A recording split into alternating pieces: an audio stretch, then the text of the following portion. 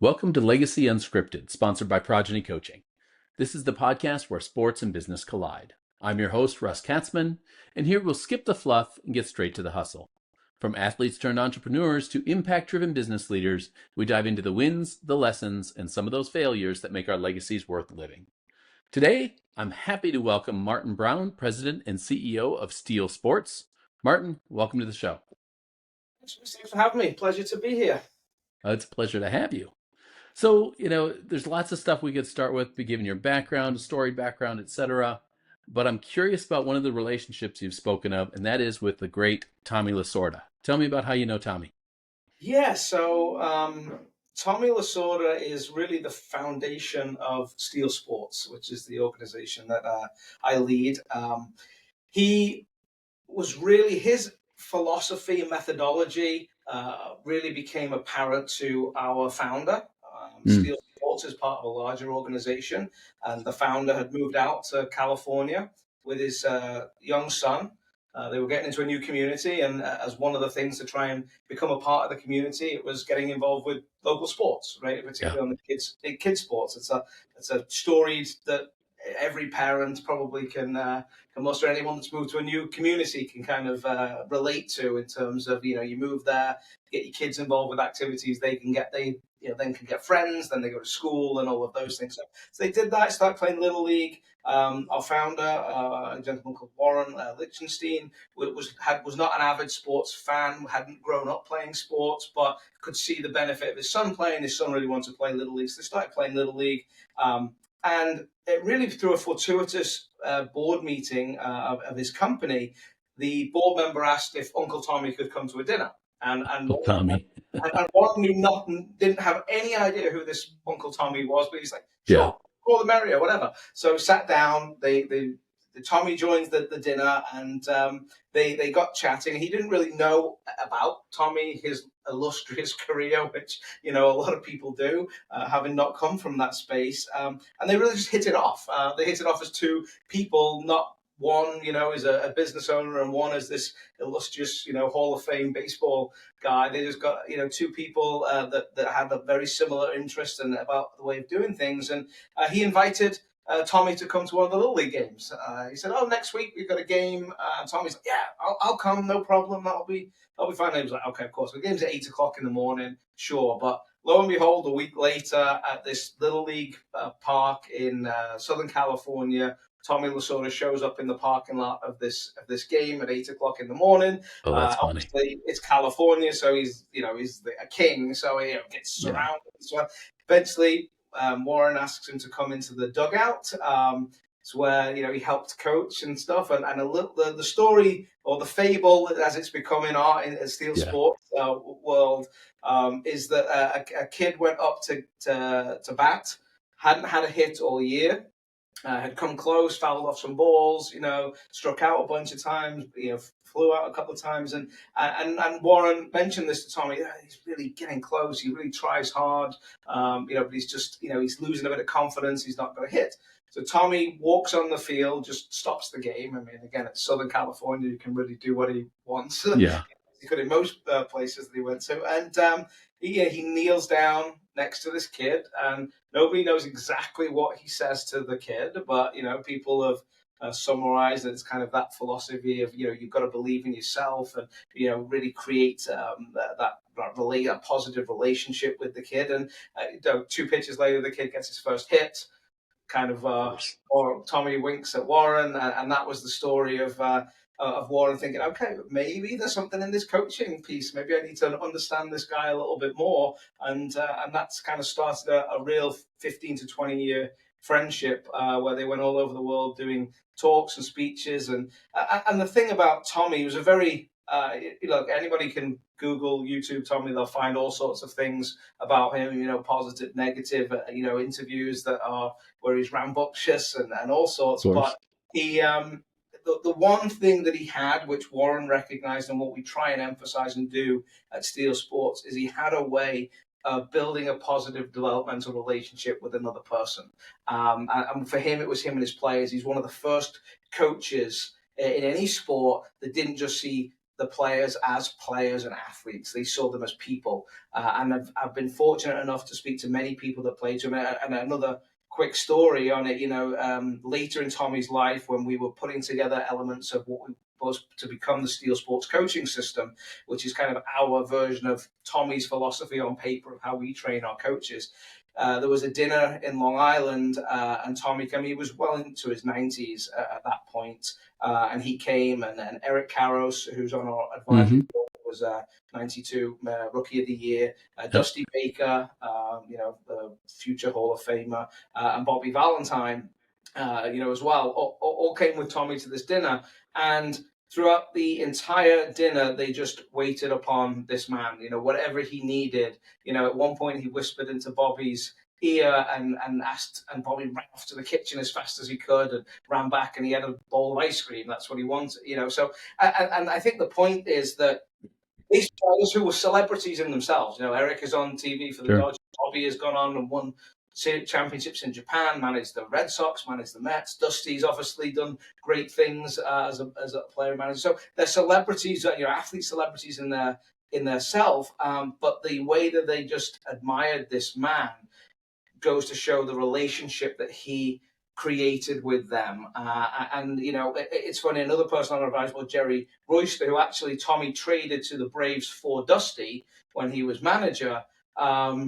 He's on our advisory board. He says at the time, even though he traded me, every time I came back home to California, he was the first person to call me and ask how my kids were, how's it going, and he just had built this relationship. And when we started Steel Sports, we did a lot of research, and 20%, over 20% of kids in this country don't have a positive adult role model in their life. And that's kind of the founding of Steel Sports, taking this philosophy that Tommy had, his connection with Warren, and they founded Steel Sports in an office in Dodger Stadium to try and positively impact as many kids as we can through sports being a great vehicle to do that. So yeah, Tommy is he's still, we have a thing out on our office here that's a big thing of Tommy and all of his quotes and he still remains a real pinnacle and foundation of everything we do, trying to, hold his legacy. We have a baseball park on Long Island that's called Lasorda Legacy Park, named after him as well. So, he's a really great, he was a really great person, great character, and just was an epitome of how you should build relationships with people, and that's not just in the sports world. That should just be how we do with colleagues or supervisors, whoever that is. So, and that's what we try and take. So, well, and I think that was one of the takeaways I took from our introduction call that you and I had, is that the stuff that you're doing is applicable to kids. Certainly, there's some great stuff we're doing for the next generation in some of these sports for kids, but the lessons from Tommy, and yes, I mean, he's quite the quotable guy. I mean, you can run a Tommy Lasorda quote through Google and you'll come up with a couple pages worth. But his, those philosophies that he had and the things that he did, and we'll talk about a couple of those as we go through today. Those are applicable across business, personal relationships with parents and kids. There's all of those, because it's about being human. It's about how do we treat each other, how do we treat humans, and how do we lead those humans through tough times, through good times, etc.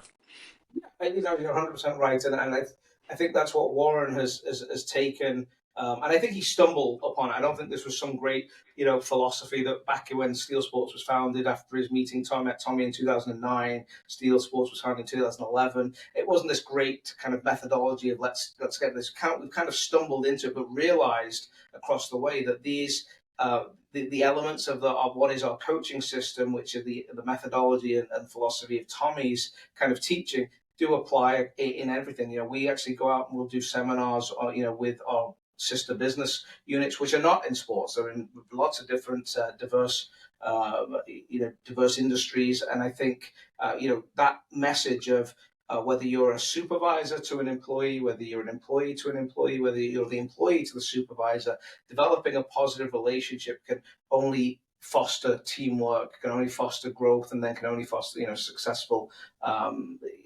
results in whatever you define, successful results as an Yep. organization. So I think that that's a universal thing, and I think Tommy being one of the first people to really take these athletes that were just strictly kind of, these are players, and make them human. And I think you see that now in business and work. People are not just seen as workers. They're coming and they're seen as human. And people have things going on in their lives, and it's important as a team leader in any industry that you understand those, because if your job as a team leader is to get the best out of your team, and that's what a coach does. A coach's job is to get the best out of his team. And I think you speak to most pro coaches, they're going to tell you, yeah, the X's and O's are important, but you can have the best X's and O's in the world if those other parts, those mental side of the games, the physical side of the games, your motivational skills to get the best out of people, if that's not at the top level, then you could have the best X's and O's in the world in any sport, and you're not going to be super successful, across the board. It's those, people call them the soft skills. I don't love that term, but I don't really have a better one at this point. But Sure. Those kind of soft skills, if you can really lead and help people in that area, I think you can be successful in whether that's sport or whether that's business or whether that's at home, whatever that happens to be. No, I like that.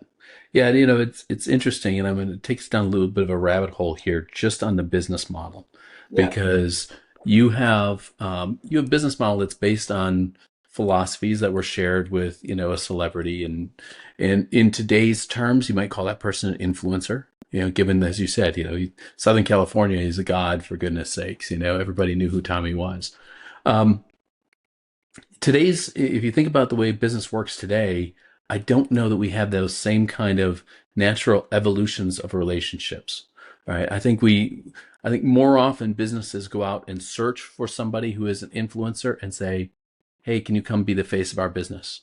Can you work with us to become the face of our business? And I think, and you can tell me if I'm wrong, but I think the way you shaped, or the way Warren was able to shape it for Steel Sports, with this natural evolution of the relationship with Tommy, and just it's what he loves to do. It's what Warren cared about the kids. I mean, and it's that complete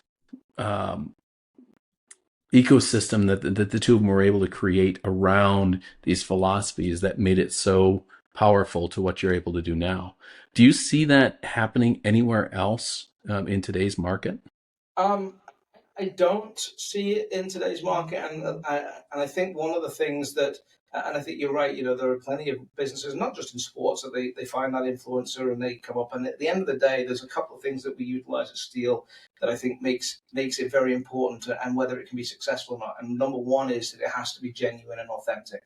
If you're going to lead an organization, or influence an organization, or whatever that has to be, your philosophy and your methodology has to be genuine and authentic to the organization that you are a part of. If it's not lipstick service. I wouldn't sit here in my role at Steel Sports if I didn't fully think about what the mission that we do and believe in it, and think we can make a difference in the world. So I think that's number one.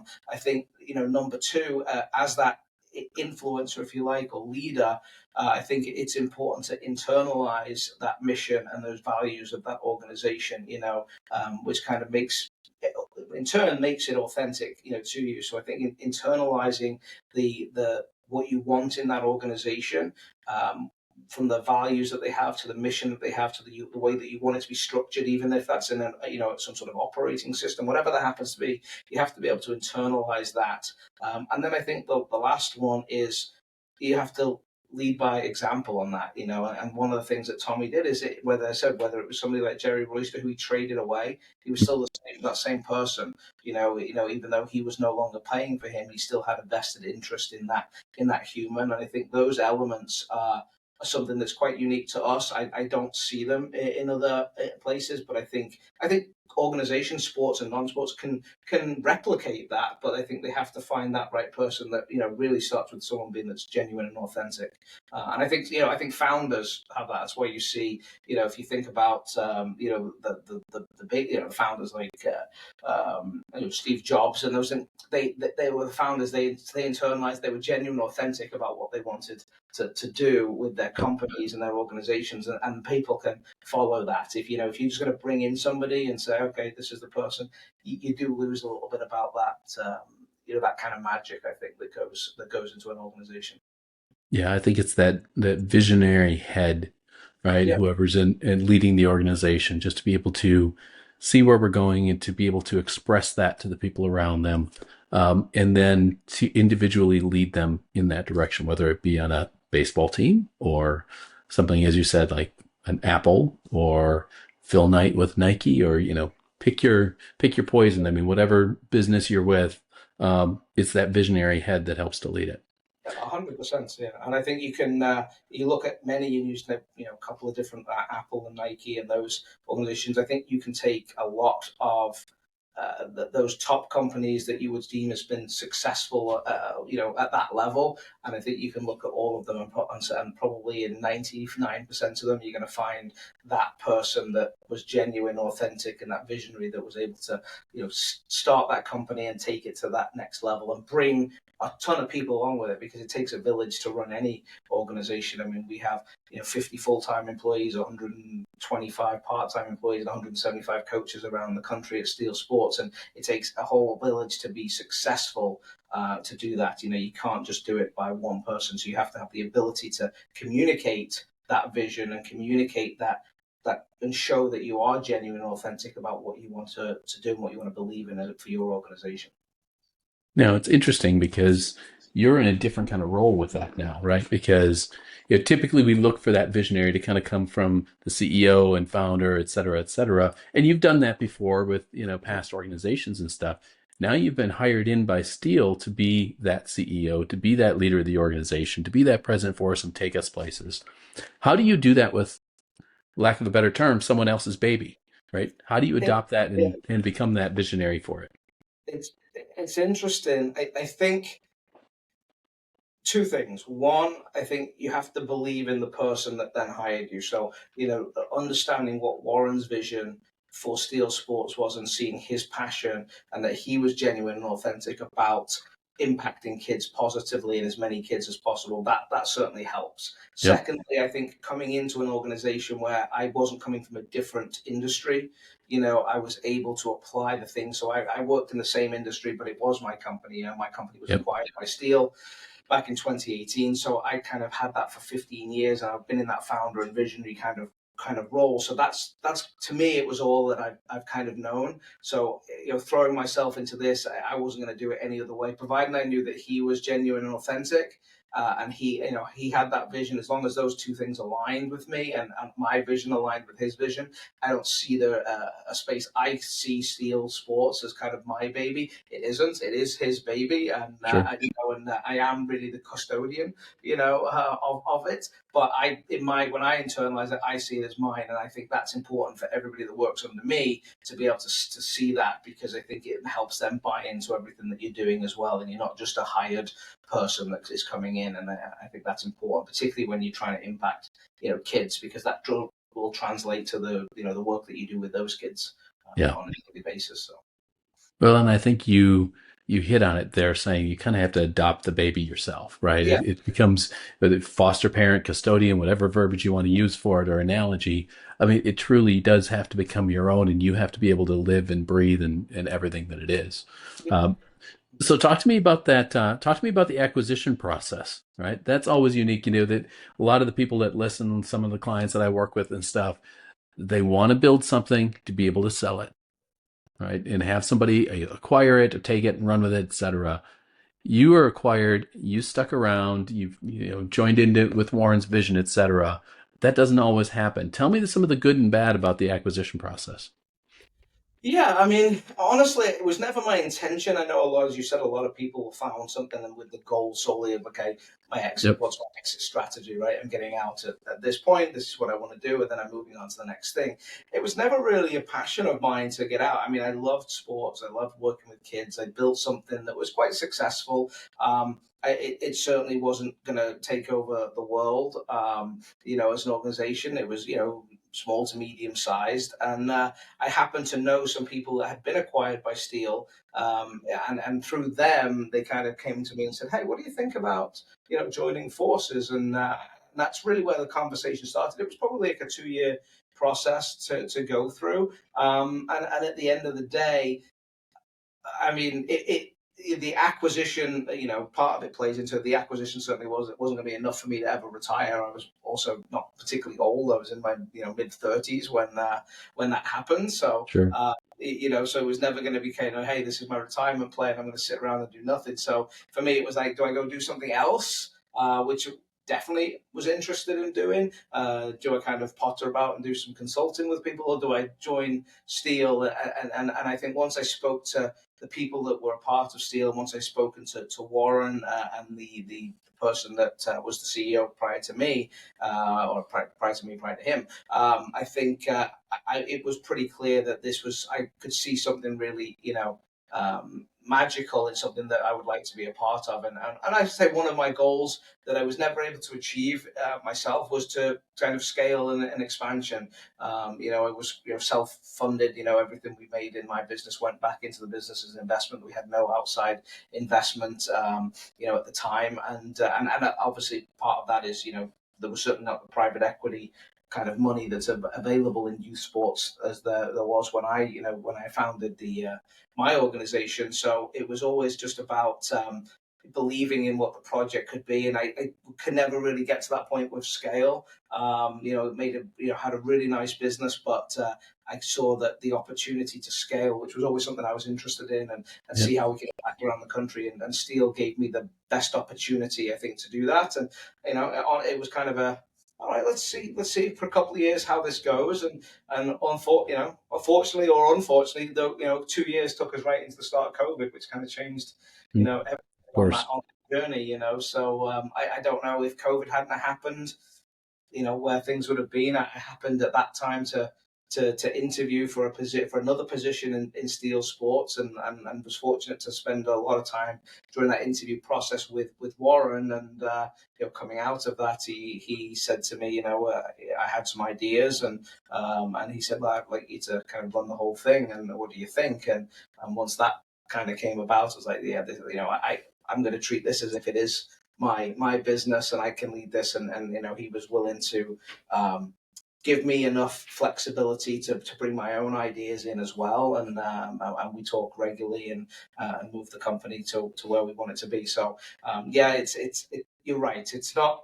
I'm the adopted parent, I think, of the Yeah. baby. I think is a pretty good way of saying it. And I think for any parents that have adopted kids, they love those kids just as much as Yep. people on their own. So and that's kind of how I feel a little bit with Steel Sports, and I'm fully, genuine and authentic, and I've internalized everything, and try and take that into everything that we do each day. So Now, did you take over from Warren? Was he the CEO before that, or?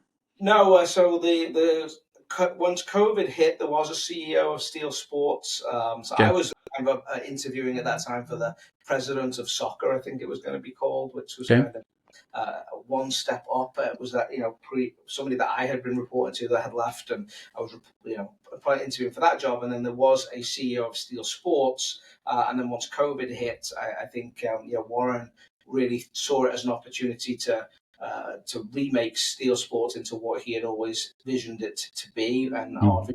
line. So they made there were some changes at the top end, and the CEO role kind of came about. And I said to him, look, I'd love to have the opportunity to do it. And it's been 5 years now, and I think we've made a lot of progress, but still got places we can go and improve on. So.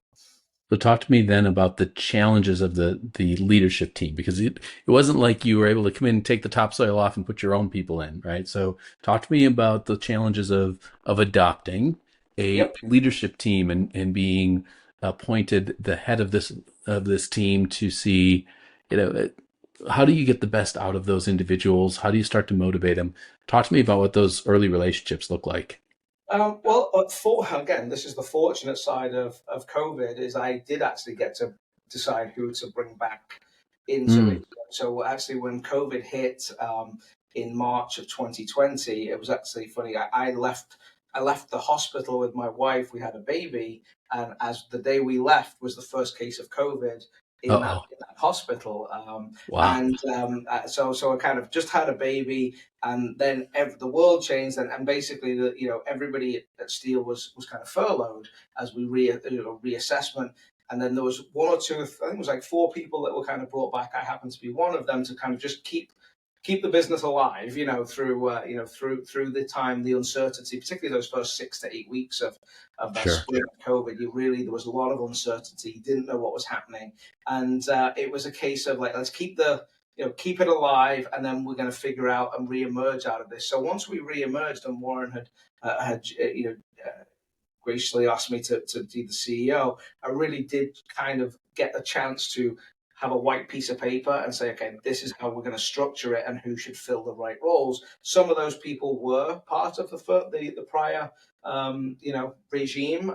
Some of them were not, and there were some new roles that we had created. And it was a case of during that time, it was getting on the phone and just spending a lot of time with those people, particularly those people that were part of the old regime. I really wanted to find out, okay, what was their vision, what was their thoughts, what did they like about Steel Sports, what didn't they like about Steel Sports, what was their thoughts on youth sports as a whole. So you're trying to find out as much as you can, and then make a judgment call of, this is somebody that I think shares the same vision and passion. And this is somebody I think I can work with and I can lead and help, or not. And there were a case of both. In some of them, I thought, I had the conversation and said, look, I don't think our visions are going to align, in the new direction that we're going to go. So I don't think it's going to be in either of our interests or the interests of the organization, to continue. And it's a hard conversation, but it's certainly, and you feel kind of bad for a period of time, but the period of time would be much longer, and it would be much worse if you have people that you're just not aligned with, and Right. I'm not always just aligned. We have difference of opinions. I think that the general idea and passion of the vision has to align, but you can certainly have different opinions of how you achieve that and get to it, and I think that's an important part of any leadership team. You can't have just everyone yes, yes, yes, because who's the person that's going to say, well, no, why don't we try this? That's how great ideas come up. So it was a case of really long conversations over multiple days, and kind of taking that gut feeling and saying, this is somebody I think that can be good. And honestly, I would happy to report that everybody that 5 years ago that I kept in the leadership team is still on the leadership team today. Beautiful. So hopefully it's a case of another 5 years, and then I'll be able to say, yeah, we actually made some good decisions at that point in Yeah. time. We've added one or two new people to the mix. I think it's always good to bring in fresh ideas, fresh thoughts, get fresh perspectives on things. But the bulk, everybody that was on that I brought back on that leadership team at the time is still with us and still helping us fight every day for what we believe in. So. Well, and I like the fact that you touch on the healthiness of some conflict, right? I think in Patrick Lencioni in the five dysfunctions of a team, conflict avoidance. I was just talking to one of my clients about that this morning.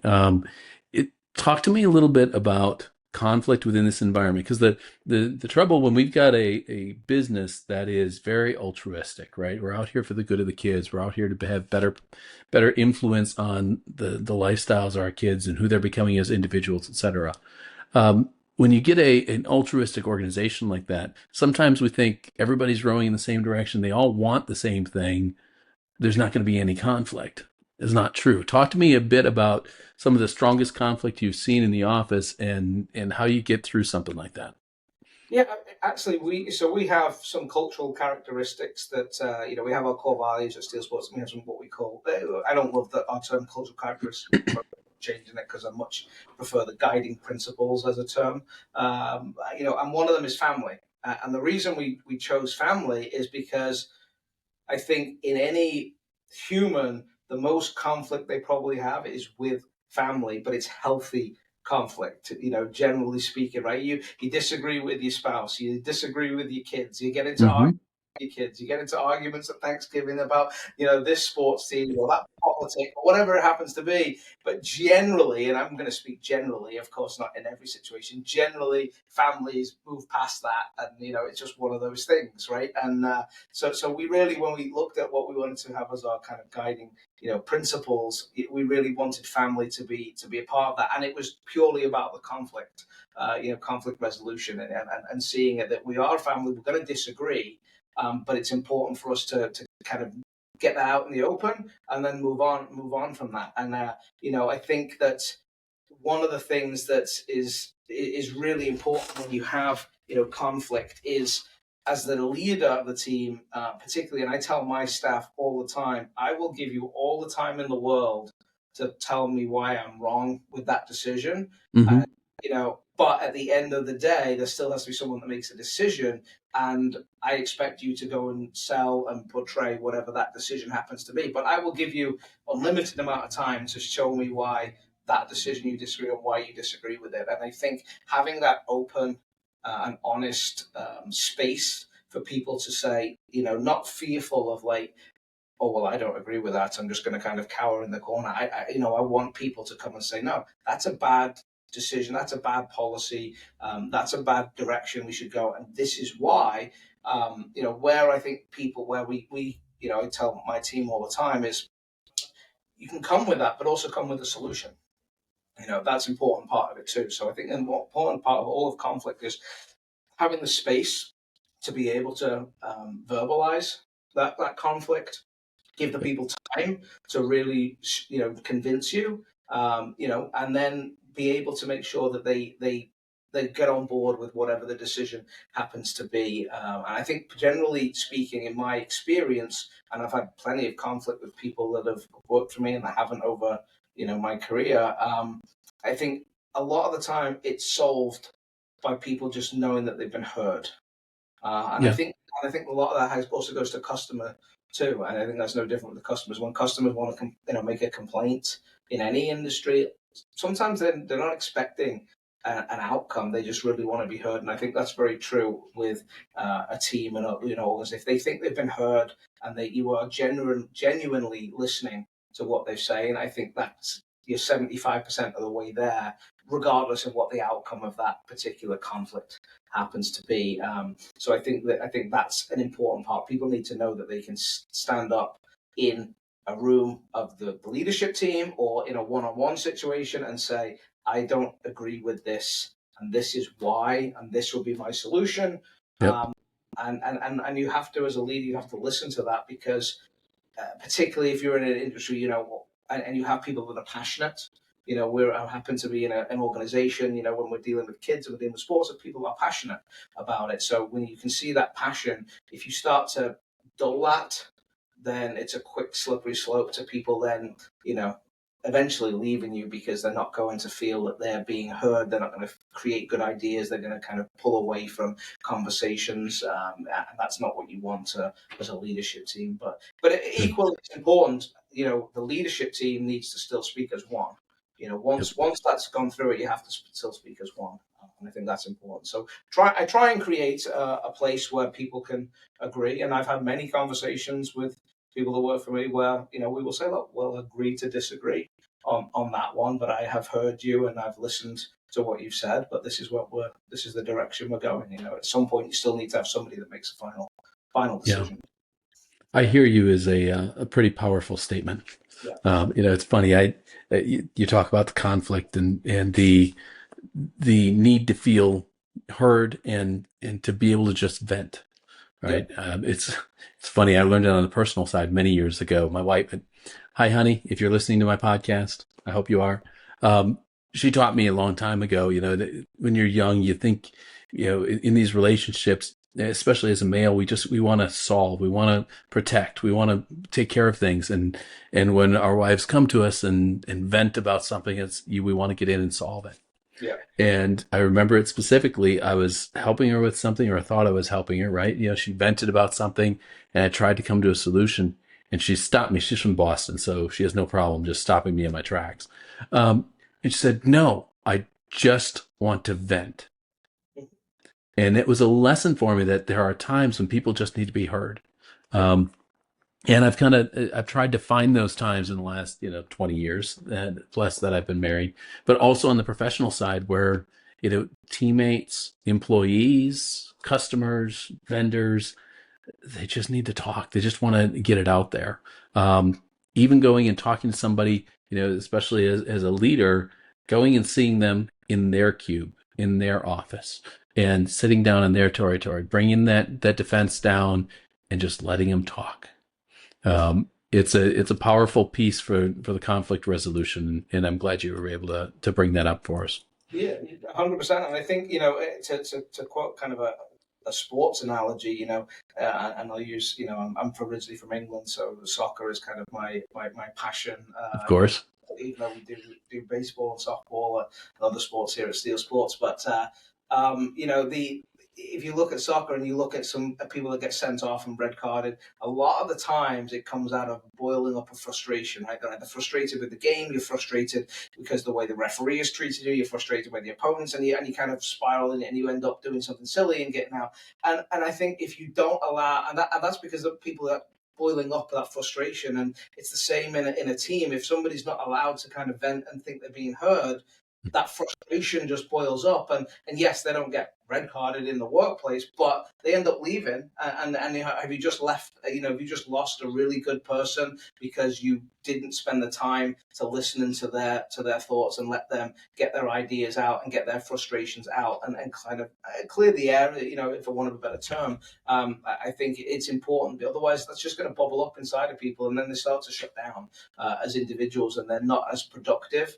They're not as creative. And as I said, ultimately at the end of the day, that's never, you're going down a path that it's not best for either the person or the organization.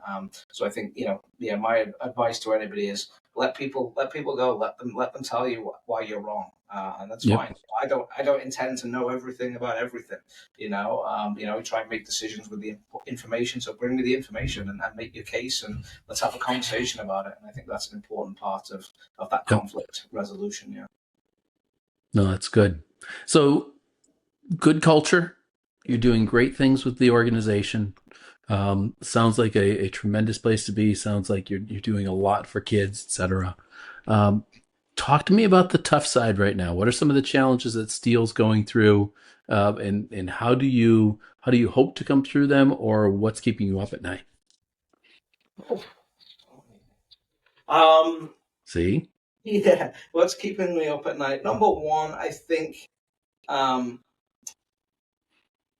are still elements wrong in the youth sports industry or sector in the United States, and I think there are a variety of different things that you can look at and say are wrong. One is a real focus on early specialization of kids. Kids not, and I equate it to, it used to be 3-5 years ago, it would be early specialization meant my kid's 7 years old, they're a baseball player. No, they're not doing soccer, they're not doing lacrosse, they're not doing any of the sport, not basketball. They are, now it's not even the sport, it's the position. My kid's a pitcher.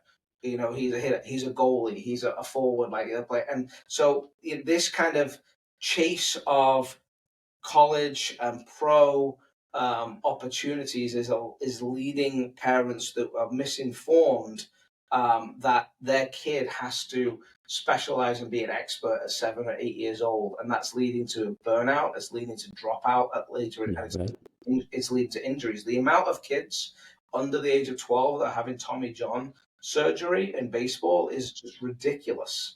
It's ridiculous. So early specialization definitely, I think, is playing a part. I think the other thing that kind of keeps me up at night, and I happen to have many conversations with people in this space, is the influx of private equity money into youth sports. I think there's going to be positives and negatives to that. I think there'll be a level of professionalism that private equity money and structure and management can bring to youth sports. I think it's something that we already do just because of the organization we're a part of. But I think there's a lot of kind of mom and pop local stuff that organization that part may improve it. The downside is I've never seen any private equity group that's not looking for 20% and is off the top. And is that going to raise prices to parents? Is that going to keep out people that are already struggling, and paying tens of thousands of dollars a year with travel and stuff to be a part of youth sports? Is that going to shut out more people to do that? So I think there's definitely a misinforming of parents of what youth sports should be about, and it should be about kids learning life lessons through sports. They should be learning about character building. They should be learning about teamwork and integrity and commitment and respect of people, and they should be learning about all of those things rather than my kid's going to play college D1 and they're gonna make tons of money in NIL and then they're going to go play pro, and that doesn't happen. Some it does, and I hope that there are many more that do, but the vast majority do not. So use youth sports as a place for your kids to have fun, a place where your kids can really learn some of those life skills and set them up to be the best people that they can be when they're older. I think sports is a phenomenal vehicle to do that with kids, but you have to have coaches that think that way. You have to have organizations that think that way. And so those to me are kind of the big ones, I think, that kind of keep me up at night. And I think if the pendulum swings a lot in youth sports, I think there's going to be at some point an inflection point where people are going to say, is this worth the $20,000 that I'm spending to potentially get a scholarship, or do I want my kid just to have fun and be happy and learn some things? And that's kind of what we try and do, at Steel Sports. We train our coaches to intentionally teach those life lessons, because we have a saying, there's a saying that sports can teach life lessons. We have a saying at Steel Sports that ends with, sports can teach life lessons only if the coach has been trained well enough to spot those moments and then teach it and then allow kids to reflect on it, because that gets you to transformational learning stage, where kids can internalize those teachings and those items. So yeah, I think early specialization, private equity money, and I think the stretch of parents and the sometimes, and I put this in the nice way, sometimes the strange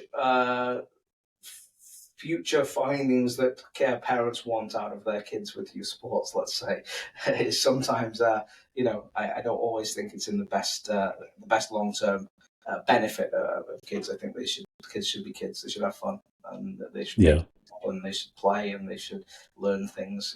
They should be we want to make sure people are athletic, and don't get me wrong, we are fiercely competitive at Steel Sports, but we will never compromise that methodology and that the idea of building positive relationships and our core values to win. And I think that's the line that sometimes I think gets crossed with organizations. Well, and I think to your point, you've got competing objectives on that, right? You've got your parents that maybe wanting their kid to kind of live out their fantasy a little bit and do the things that they wish they could have done. And along with, the PE firms bringing in money. Well, now can the coach really obligate himself to the kids first, or does he have return he has to worry about? Does he have revenue he has to worry about? Does he have to make sure that they're winning games, whether or not they're doing it the right way? Make sure they're winning games because that's what the sponsors are looking for.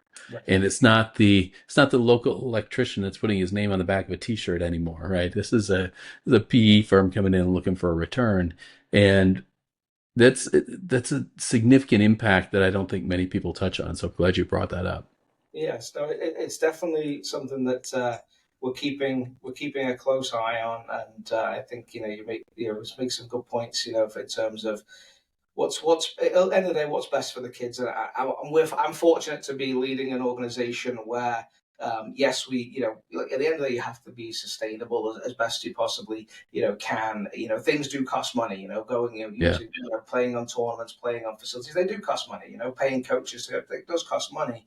But I think there's an element, I'm lucky enough that that's not brought to me from Warren, where it's hey, you need to make X amount. It always is about how many kids are we impacting. Okay, what does that cost us to impact that many kids? And okay, great, that's fine. That's something that I'm lucky enough that he's a very philanthropic person anyway, and he really sees the opportunity for Steel Partners to put money into Steel sports and have an impact. As opposed to just giving it to some charity and maybe not knowing exactly how that's going to have that impact. So Right. I'm fortunate to be in an organization that can do that, where we're not solely focused on making money. We're focused on being able to pay our bills, of course, but not we offer. I think in the last 2 years we've gifted over $500,000 away to different organizations, to families, to individuals, to be able to access programs that we put on. And we run 18 camps over the summer with our Steel business sister organizations that are free to both employees, kids, and underserved communities, so people can go for free. And we do that, every year. We actually have our first two coming up in the end of April in Mexico. Sure. So, I think, I think there's definitely a swing. There's a lot of focus right now on access to youth sports. You read any report on youth sports, you're going to read something about, access, and that underserved organizations are getting better access to sports, but it's still nowhere near that it could be or should be. And I think that's a failure of the entire youth sports industry, and I don't see that improving to a really large degree over the next 5 or 10 years, given the direction that it's going. And everyone said, you talk to anybody and talk to plenty of people in PE firms that call me and pick my brain on certain things, and they say it's a 40, 50, 60, $70 billion industry. And at the end of the day, this is about kids playing sports. If it is, it shouldn't be. I don't necessarily believe that it is, but I think at the end of the day, we're in danger of losing what youth sports is really about, and it should be about kids first. So. Yeah, no, I can't disagree with that. I know we're running up on time. Martin, any final thoughts for us? No, I mean, I'm hopeful. We've got some really big events in the US coming up. We've got the Club World Cup on the soccer side. We've got the World Cup.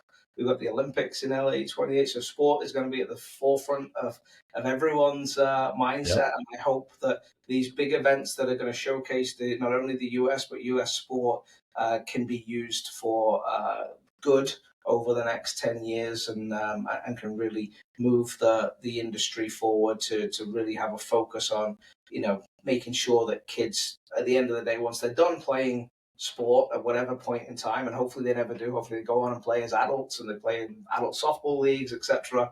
But whenever they do stop, they can look back and say, what a great experience that is, and that really taught me a lot of things that have been useful in my life. So I'm hopeful that these big events that are coming up can highlight that and set us up to do that in the future.